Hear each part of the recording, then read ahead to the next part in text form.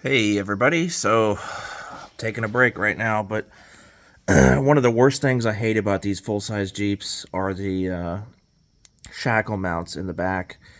They are absolutely a pain in the freaking ass, and I'll show you why.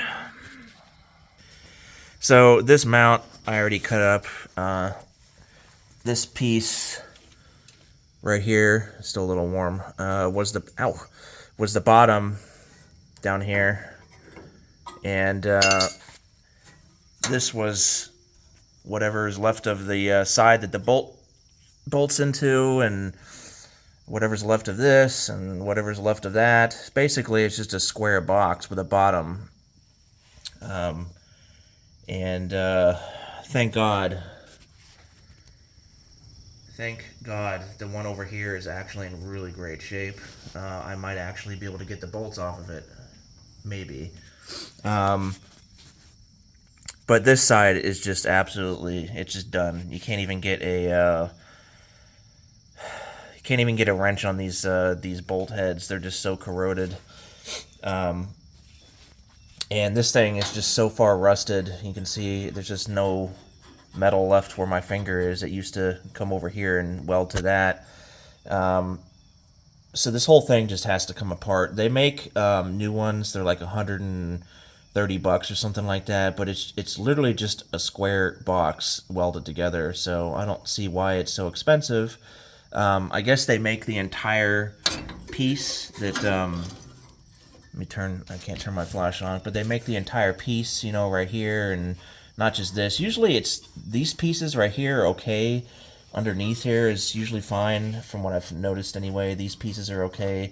It's just the square box that rusts out. And the problem is that, like, dirt and stuff gets inside of here from the wheels, kicking up crap and stuff, and it just gets stuck inside of there. And these holes on this thing plug up, and that's exactly what happened to this one. This one was just so full of dirt and actually rust from this bracket itself that it just rusted it out even more. So yeah, I absolutely love working on leaf springs. It's my favorite thing in the world. I love doing it. To be honest, I'd rather do this bed again than these freaking leaf springs. So you can see where they broke off down here. I had cut the U-bolts off. And this is the bracket that sits on top of the leaf spring. This one's pretty rusted. I've never seen one this hardened steel like this, rust like this before. It's usable. I can definitely use it again. You can see it's like a 1/4 inch thick, 1/2 inch thick. It's not going to cause any issues. Thankfully, this bolt over here, I don't know if you can see that. That one actually came out really easy. That's the first time ever working on leaf springs that the bolt just, the nut just came off and just pounded the bolt out with a 5-pound sledge. And I might actually be able to reuse that bolt. I don't know, because I'm having a hard time finding 4.5 inch bolts. All I have are 5 and 4 inch, and 4 inch, the nut is going to be, like I said on the previous video, right on the end of the thread. So I might actually reuse that one. There's nothing wrong with it. It's not rusted.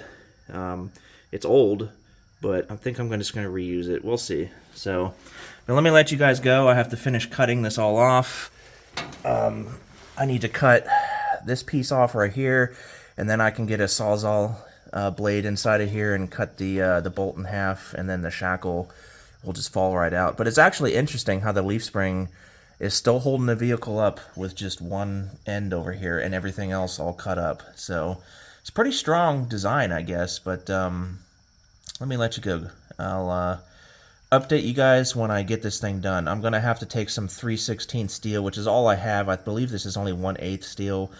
I'm gonna have to take some 3/16 steel and make new, ends and a new bottom or whatever. And then I have to drill a hole in it right here.